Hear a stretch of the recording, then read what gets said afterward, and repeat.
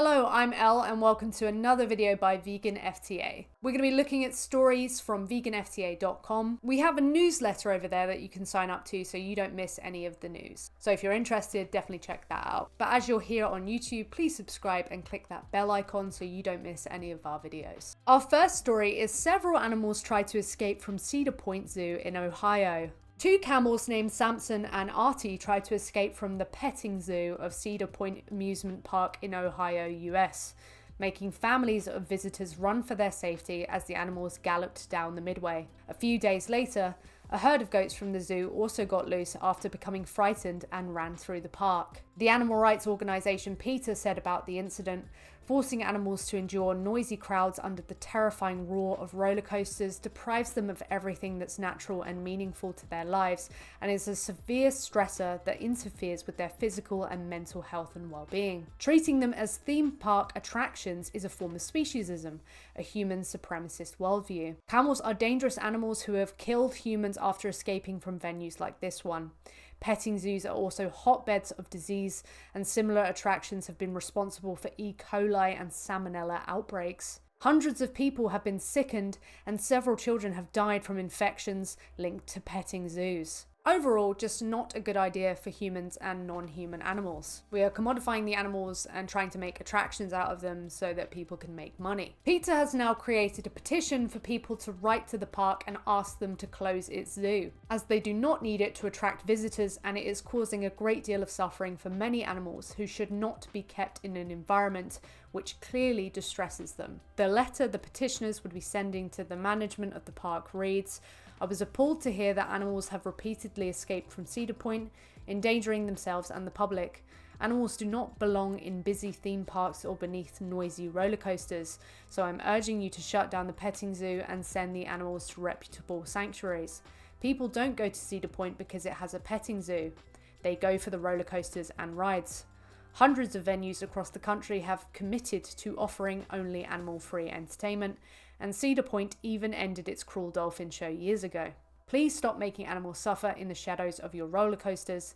Thank you." There's probably quite a significant amount of pressure when it comes to dolphins, seeing them as animals who shouldn't be in these small confinement spaces. But when it comes to other animals, if there isn't so much pressure, then maybe that's what's meaning that they're not shutting that down as well. It's kind of weird to shut one down but not the rest of it because the premise is the same. But we'll leave a link to the petition down below where all of the articles are also linked. Our next story is another record broken by vegan powerlifter Vegan Meathead. Just weeks ago, powerlifter Daniel Vegan Meathead Austin was saying goodbye to his home in Texas, having broken another record. He was looking forward to working on the Virginia records, and we didn't have to wait long. Competing at the 2024 USPA Drug Tested Nationals in Las Vegas, Daniel came away with amazing new records. Competing in the 40 to 44 age bracket of the 75 kilograms category, he started with the squat and managed 435 pounds, which is 197.5 kilograms, which meant he was close to the record, but unfortunately could not claim it this time. His bench of 292 pounds, which is 132.5 kilograms, was a state record, and his deadlift of 502 pounds, which is 227.5 kilograms, earned him his second record.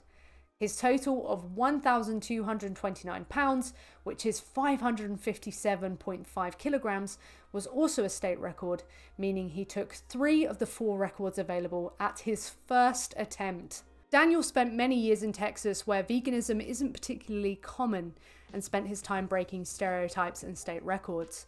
Also a vocalist in a hardcore punk band and author, Daniel has been vegan since age 22 in 2005 after years as a vegetarian and pescatarian.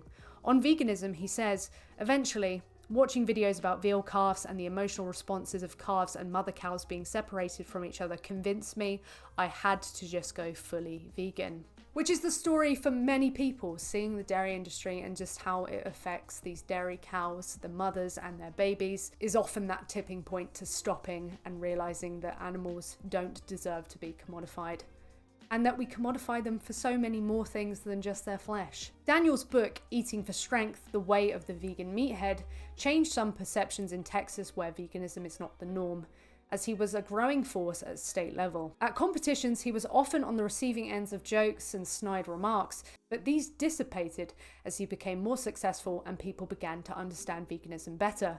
Of this, he says, "When I first started winning local meets in Texas, back around 2015 to 2016, fellow lifters and judges often cracked jokes about veganism, sometimes to my face, but mostly within earshot. But these days, all I hear at meets is support, respect, and curiosity about how to be strong as a vegan." It's been cool to witness that shift among non-vegan peers, and I credit those who have kept their minds open. In Virginia, he's found a gym where members are very supportive of each other's training and progress.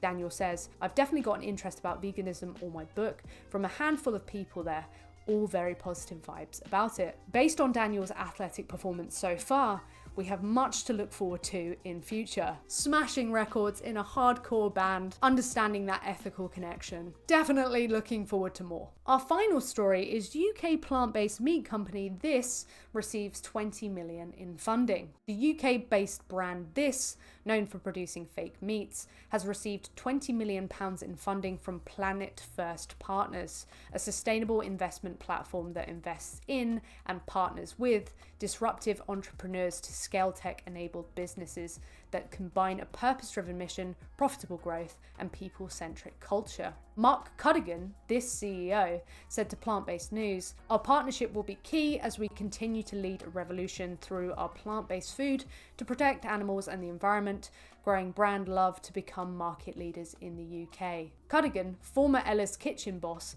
stepped into the CEO role in February 2024, allowing This founders Andy Shovel and Pete Sharman to step back from their previous roles as co-CEOs. However, they remain involved in the day-to-day running of the business, supporting Cuddigan and the board. This has now raised a total of £35 million since it launched in 2019, with other investors including BGF, 5 Seasons Ventures, Seed Camp, and ITV, which enabled the company to advertise across its TV channels and online platforms. This intends to accelerate growth in the UK, so it will be launching new products. Some of its most popular fake meats imitate the cooked flesh of lambs, chickens, cows, and pigs, in frozen, chilled, or ready-to-eat forms. On its website, the company states our founders' last job entailed selling tons, literally tons of meat. Then they felt bad, probs all that sat fat. Also, they felt like meat alternatives weren't really for people who love the taste of meat. They felt that they were for people who like sandals with socks and the taste of sandals. So they basically made food for themselves, but we'd love you to try it too, because this is a game changer. 100% plant-based, high in protein, way lower in saturated fat than meat, yet full of flavour. Let us know down below if you've tried from the company This. They have products like "This isn't bacon, this isn't chicken." And let us know what you think of their marketing. Is it quite clever to brand it that way? Those are all the stories we have for you today. We hope you found them intriguing. Let us know down below what you thought of them. Your feedback is why we keep making these videos. If you enjoy them, we'll keep making them. Thank you so much for watching. Don't forget to hit that bell icon and subscribe. And do remember to go vegan for the animals, because they are who it means everything to.